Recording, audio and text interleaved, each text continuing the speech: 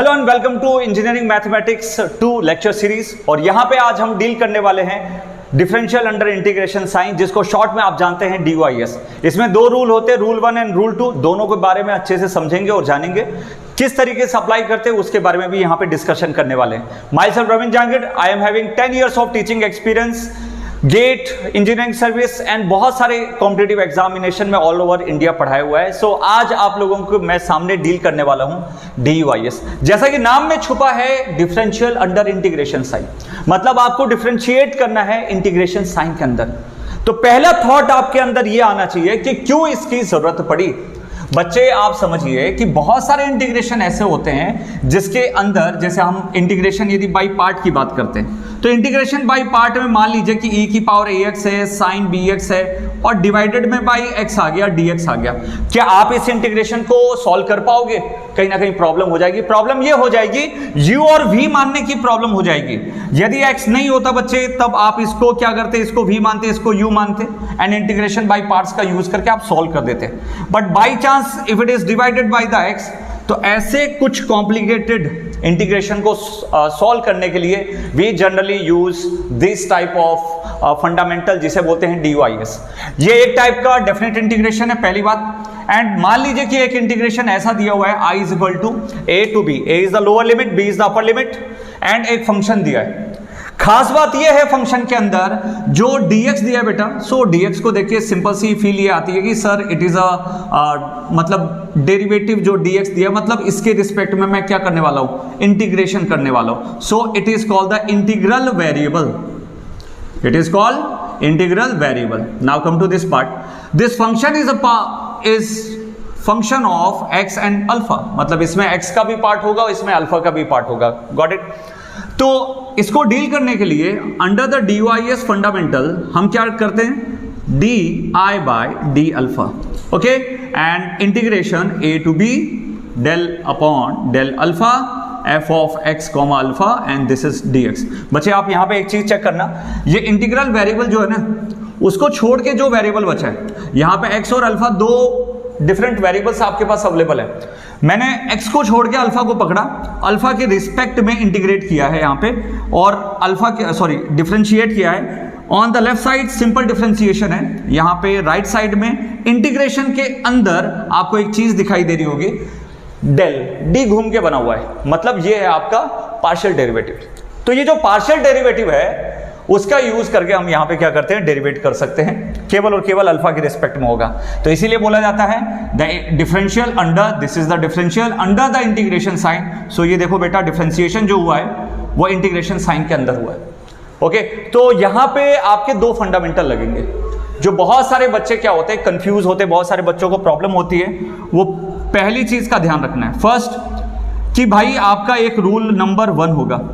Rule 1 तब लगेगा बच्चे जब आपको क्या करना होगा बेटा, यहां पे लिमिट्स आपकी कांस्टेंट होंगे, लिमिट्स आर कांस्टेंट, ये चीज ध्यान रखना, limits are constant. Second, rule 2 तब लगेगा बेटा जब लिमिट्स आपकी क्या होंगी, वेरिएबल होंगी, limits are variable, limits are variable. तो यदि आपकी लिमिट्स कांस्टेंट है तो फटाक से आपको रूल 1 लगाना है, और लिमिट्स यदि आपकी वेरिएबल है तो आपको फटाक से क्या लगाना है, आपको रूल 2 लगाना है। अब ये चीज तो मैंने आपको यहां से क्लियर कर दी है, बट ये लगाना कैसे है, तो यहां पे कुछ स्टेप्स मैंने लिख के रखे हैं। The first step is partial differentiation with respect to the variable which is not the integral variable. यहां पे बच्चे आप देख सकते हो, मैंने x को छोड़ के ये फंक्शन एक और वेरिएबल का पार्ट था जिसको मैंने बोला अल्फा, तो मैंने अल्फा के रिस्पेक्ट में यहां पे क्या किया, डेरिवेट किया है। तो पार्शियल डिफरेंशिएशन किसके रिस्पेक्ट में करना है, other than the integral variable. Clear? Now the integrate on right hand side, right hand side में आपको इंटीग्रेट करना है। जब आप इसको सॉल्व करोगे तो पहले राइट साइड वाला पोर्शन को डिफरेंशिएट होने के बाद इंटीग्रेट कर देना है, तो that will be second step. Third step आपका क्या होगा, apply the variable separable.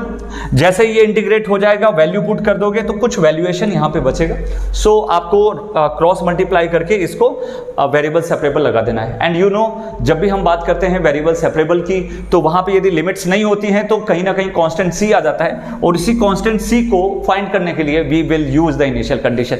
I hope you get it. तो एक क्वेश्चन के साथ हम शुरू करेंगे और बहुत इंपॉर्टेंट क्वेश्चन को मैं लेने वाला हूं। So let's start. भाई जब भी आपकी लिमिट क्या होंगी, कांस्टेंट होंगी, you have to apply the dy rule 1। Got it. And rule 2 कब अप्लाई करना है? जब आपकी लिमिट्स क्या होंगी? वेरिएबल। यहां पे आप देख सकते हैं the limits are from 0 to infinity, it means they are constant and for the constant you have to apply the rule number 1। पहली चीज तो आपके दिमाग में ये क्लियर होनी चाहिए कि why we have applied the rule 1 and the rule 2। Got it. Now come to this part. मैं अप्लाई कैसे करूंगा? जस्ट अभी मैंने कुछ स्टेप्स बताए थे। Firstly write the I. तो this is from 0 to infinity e की power minus x x 1 minus e की पावर माइनस ए एक्स और यहां से कितना हो जाएगा dx। तो यहां पे देख सकते हो ये जो पूरा फंक्शन है इसको मैं बोलता हूं, क्या बोलता हूं? f of x comma alpha. Got it. और ये देख सकते हो यहां पे अल्फा की जगह a है, x के अलावा कुछ दिख रहा है क्या? a दिख रहा है। तो मैं a को क्या मान लूंगा? एक अनदर वेरिएबल यहां पे अज्यूम करके रखूंगा, otherwise it is a constant, but यहां पे इसी तरीके से डील करना पड़ता है। सो फर्स्ट मैं क्या करूंगा? इसको dy बाय dA। मैंने x नहीं लूंगा, ये ध्यान रखना। मैं x क्यों नहीं लूंगा? On the first step I have told you मुझे किसके रिस्पेक्ट में डिफरेंशिएट करना है? जो x के अलावा या इंस्टेड ऑफ x आपको ध्यान रखना है। So this is from 0 to infinity del upon del a and this is e की power minus x divided by x 1 minus e की पावर माइनस ax और यहां से कितना हो जाएगा dx। तो firstly I will complete this part and you will see here कि बच्चे जब मैं इसको सॉल्व करूंगा तो एक बड़ी प्रॉब्लम आती है कि पार्शियल डेरिवेटिव जज नहीं होता है बहुत सारे बच्चों को। तो यहां पे कुछ चीजें ध्यान रखनी है। देखो कैसे करते हैं। देखो मुझे a के रिस्पेक्ट में करना है, so x will be constant. So on the left side all will be the same dy by dA which is nothing but 0 to कितना हो गया? Infinity. Now this will be e की power minus x divided by x, 1 का differentiation 0। यहां पे एक चीज check करना है, e की पावर माइनस एक्स है माइनस e की power minus ax and here will be minus x. यहां पे फोकस करना, मैंने माइनस एक्स लिखा है बिकॉज यहां पे ये जो ऊपर दिख रहा है ना बेटा, ये माल मटेरियल, ये माइनस ax है और आपको a के रिस्पेक्ट में करना है। तो a का डिफरेंशिएशन 1 बचा कितना? Minus x. यदि मैं x करता तो x का डिफरेंशिएशन 1 बचता माइनस है, but here I am differentiating with respect to a। Got it. Now and on the remaining part is what? dx। चलो dy डिवाइडेड बाय कितना हो जाएगा बेटा? dA। This is 0 to infinity e की power minus x, this is x minus minus plus and e की power minus ax and here dx। कुछ बहुत सारी चीजें चमक गई होंगी बेटा आपके दिमाग में। 0 टू इंफिनिटी e की power minus x 1 plus a divided by x और यहां से कितना हो गया बेटा? dx। तो बड़ा सिंपल सा इंटीग्रेशन आ चुका है। Now come to the second point जो मैंने अभी थोड़ी देर पहले लिया था, उसका स्क्रीनशॉट ले लेना एक बार वापस। उसमें मैंने सेकेंड पॉइंट में लिखा है कि राइट हैंड साइड में आपको डेरिवेट करना है। आपने डेरिवेट कर दिया। राइट हैंड साइड में आपको सेकेंड स्टेप में क्या करना है? इंटीग्रेट करना है। So I will complete this part firstly. Okay, तो on the right hand side integrate. So this is dy by dA which is equal to कितना हो गया? This is 0 to infinity. Now come to this part. Here एक x बचा हुआ था, so I will consider this x and x will be cancelled. तो x यहाँ पे नहीं आएगा, बचा हुआ दिस। तो आप इंटीग्रेट करोगे तो इसको कहाँ से करोगे? e की power minus x 1 plus a divided by 1 plus a और माइनस के साथ में आ जाएगा क्योंकि x का कोफिशिएंट 1 प्लस a भी और माइनस भी है। Got it. And what will be the limit? 0 to infinity. Now dy by dA, यहाँ पे आप माइनस 1 अपॉन a को साइड में रख सकते हो। बचा कितना बेटा? इन्फिनिटी। तो पहले बच्चे आपको क्या करना है? इन्फिनिटी पुट कर दो। तो x को इन्फिनिटी पुट करोगे ना तो e की पावर माइनस कितना हो गया? इन्फिनिटी माइनस e की पावर कितना हो गया बेटा? 0। एंड यू नो e की पावर माइनस इन्फिनिटी 0, e की power 0 equal to 1। Got it. तो ये फंडामेंटल आपका बिल्कुल दिमाग में सेट हो जाना चाहिए। तो dy by dA which is equal to minus 1 upon 1 plus a 1 minus ये this is 0 minus 1। Okay, so this is dy upon dA। So minus minus plus तो 1 upon 1 plus a। I hope this step is properly clear with you. Clear है भाई? कोई दिक्कत? Now come to this part. चलो बच्चे इस पे आ जाओ। थर्ड स्टेप क्या बोल रहा है? नाउ द थर्ड स्टेप्स बोल रहा है कि आपको भाई वेरिएबल सेपरेबल लगाना है और उसके बाद जो सी आएगा उसको इनिशियल कंडीशन के थ्रू हम सॉल्व कर लेंगे।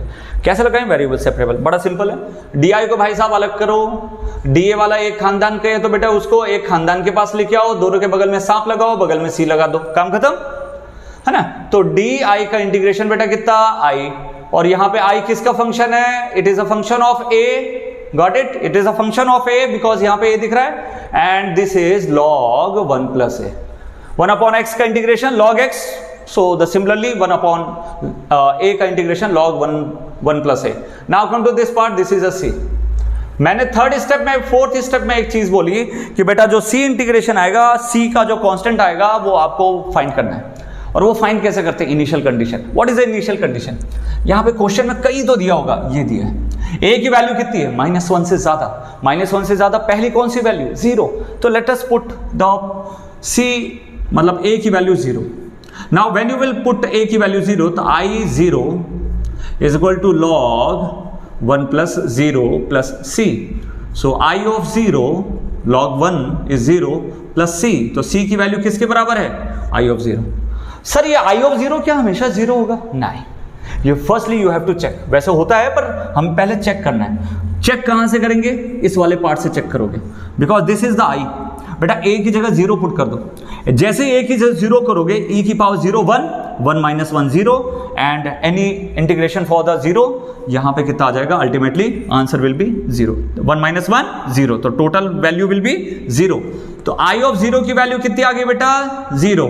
तो अल्टीमेटली c की वैल्यू भी कितनी आ गई? 0. This is a star equation. So I of a is log 1 plus a plus कितना आ गया बेटा? 0. तो यहां से यहां तक का आपका सॉल्यूशन बन चुका है. सो दिस इज अ सॉल्यूशन. तो आप खुद सोचिएगा, DYS1 कोई बहुत बड़ा रूल थोड़ना है, बहुत बेसिक रूल है, बहुत अच्छे से समझ में आता है. आई होप यू गेट इट. यदि नहीं समझ में आया तो कुछ नहीं करना है, आपको कमेंट सेक्शन में बताना है कि भाई क्या प्रॉब्लम आई. आपको मैं फिर से एक बढ़िया से लेक्चर के साथ आने वाला हूं. कल एक बार वीडियो फिर से अपडेट होगा. Thank you so much. Bye bye.